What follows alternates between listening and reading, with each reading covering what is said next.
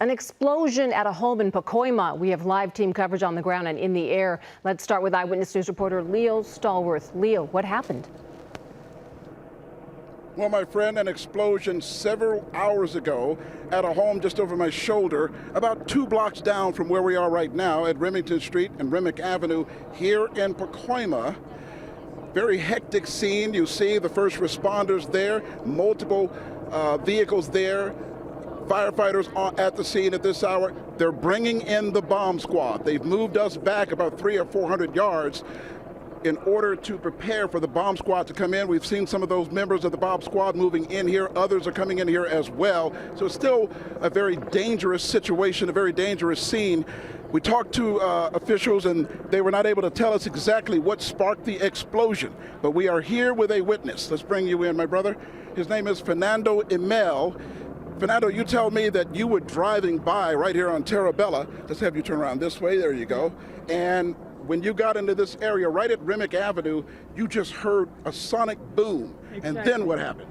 A sonic boom, and then what I did was kind of stop and then make a left turn on Remington, turns to the explosion, and the only thing I saw was the boom and the whole roof from the house, close to like 30, 40, 50 feet up in the air, and then just drop.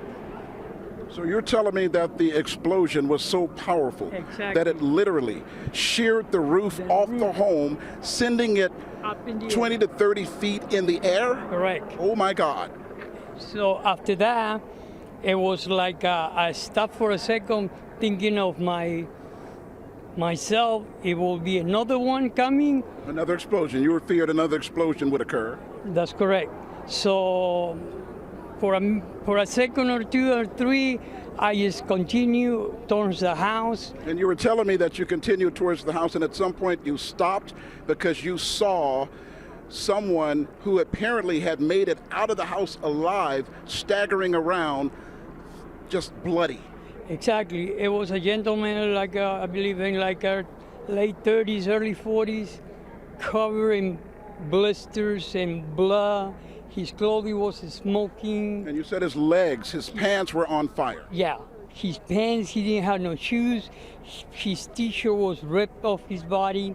And then his face, the only thing he was covering his face, and it was a big gash, I believe, in the left-hand side. So he had a gash on the left side of his neck. And by the way, folks, we do have a video of that victim being triaged by first responders. But prior to that, you told me that you tried to render aid. Oh, yeah.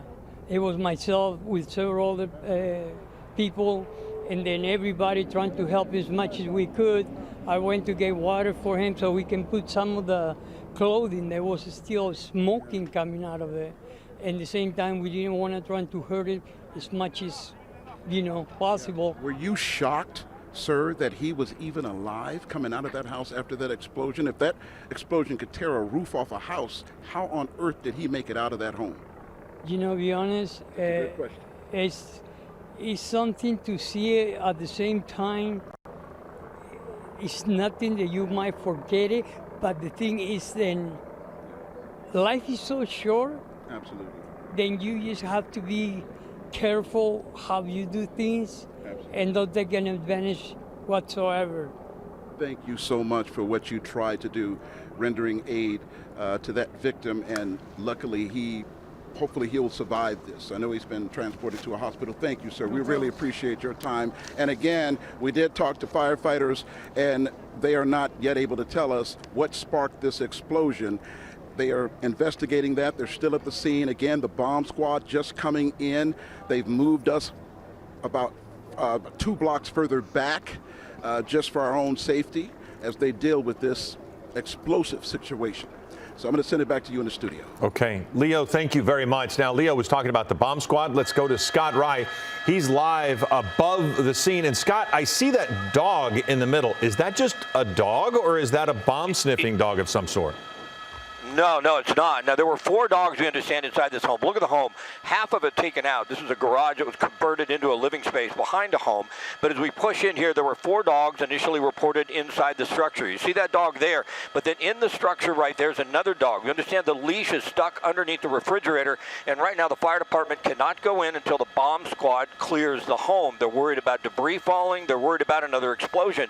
We've seen 3 of the 4 dogs. All 3 that we saw looked okay, but there was a 4th that we did not see, and we don't know the condition of that animal at this point in time. But you could tell some of that debris flew on some of the homes next to it. It was quite an explosion, took out half of that structure. The man inside, he was transported in critical condition. So you see the fire department, the hazmat is here, the bomb squad is en route, and once again, before they can get that dog out, I know everybody's worried about the dog, everybody loves I do, but the bomb squad's got to clear the structure first. But the dog does look okay. He's walking around. We can see the other one too, Scott. Right. We can see the other one up in there. Yeah, you can barely see him. Yeah, you can see him moving around from time to time, right in the center of the screen. You see the movement there. Yes, you do. Underneath those beams, and we understand the leash is stuck underneath the refrigerator. The initial fire crew saw that when they got here, and they just didn't want to go inside until they have this structure cleared for more explosives. So much devastation there.